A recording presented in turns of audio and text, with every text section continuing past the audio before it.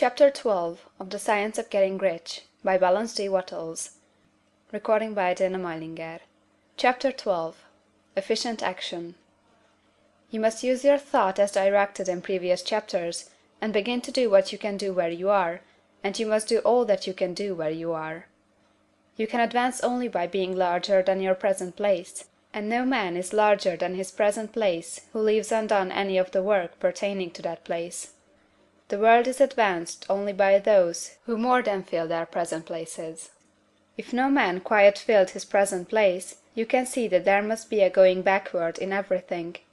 Those who do not quite fill their places are dead weight upon society, government, commerce, and industry. They must be carried along by others at a great expense. The progress of the world is retarded only by those who do not fill the places they are holding.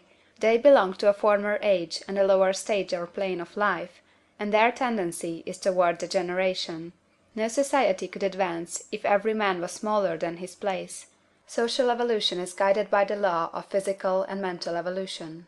In the animal world, evolution is caused by excess of life.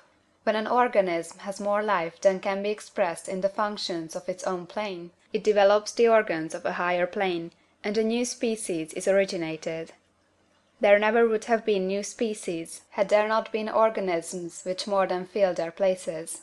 The law is exactly the same for you. Your getting rich depends upon your applying this principle to your own affairs. Every day is either a successful day or a day of failure, and it is the successful days which get you what you want. If every day is a failure, you can never get rich, while if every day is a success, you cannot fail to get rich. If there is something that may be done today, and you do not do it, you have failed in so far as that thing is concerned, and the consequences may be more disastrous than you can imagine. You cannot foresee the results of even the most trivial act. You do not know the workings of all the forces that have been set moving in your behalf. Much may be depending on your doing some simple act. It may be the very thing which is to open the door of opportunity to very great possibilities. You can never know all the combinations which Supreme Intelligence is making for you in the world of things and of human affairs. Your neglect or failure to do some small thing may cause a long delay in getting what you want. Do, every day, all that can be done that day. There is, however, a limitation or qualification of the above that you must take into account. You are not to overwork, nor to rush blindly into your business in the effort to do the greatest possible number of things in the shortest possible time. You are not to try to do tomorrow's work today, nor to do a week's work in a day. It is really not the number of things you do, but the efficiency of each separate action that counts.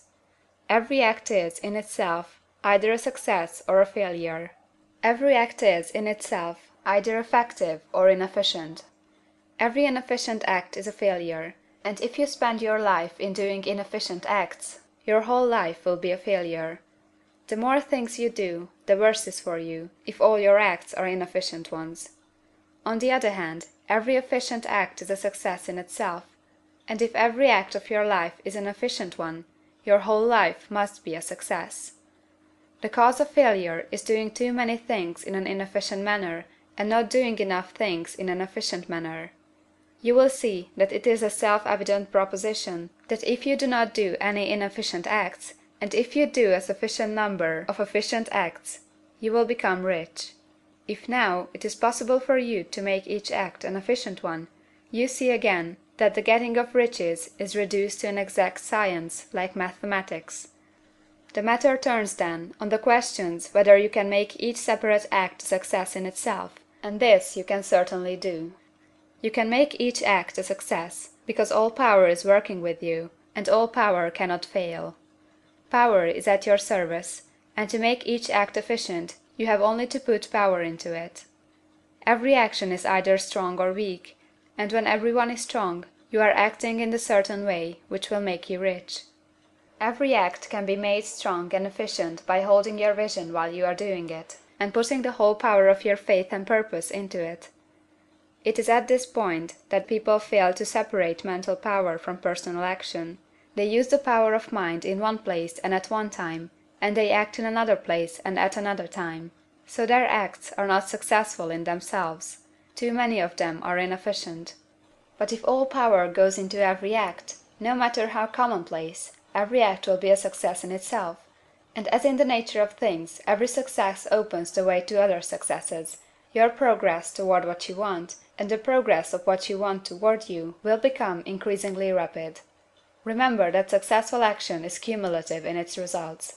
Since the desire for more life is inherent in all things, when a man begins to move toward larger life, more things attach themselves to him, and the influence of his desire is multiplied. Do, every day, all that you can do that day, and do each act in an efficient manner. In saying that you must hold your vision while you are doing each act, however trivial or commonplace, I do not mean to say that it is necessary at all times to see the vision distinctly to all its smallest details. It should be the work of your leisure hours to use your imagination on the details of your vision, and to contemplate them until they are firmly fixed upon memory. If you wish speedy results, spend practically all your spare time in this practice.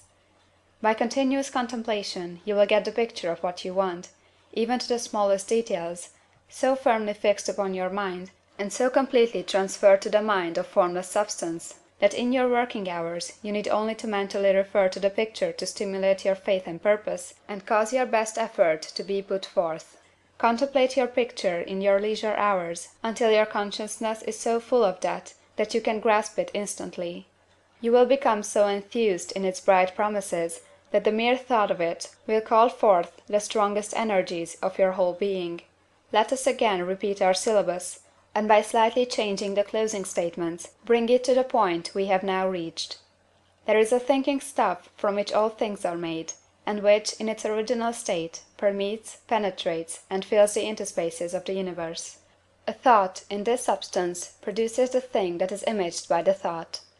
Man can form things in his thought, and, by impressing his thought upon formless substance, can cause the thing he thinks about to be created. In order to do this, man must pass from the competitive to the creative mind. He must form a clear mental picture of the things he wants, and do, with faith and purpose, all that can be done each day, doing each separate thing in an efficient manner. End of chapter 12.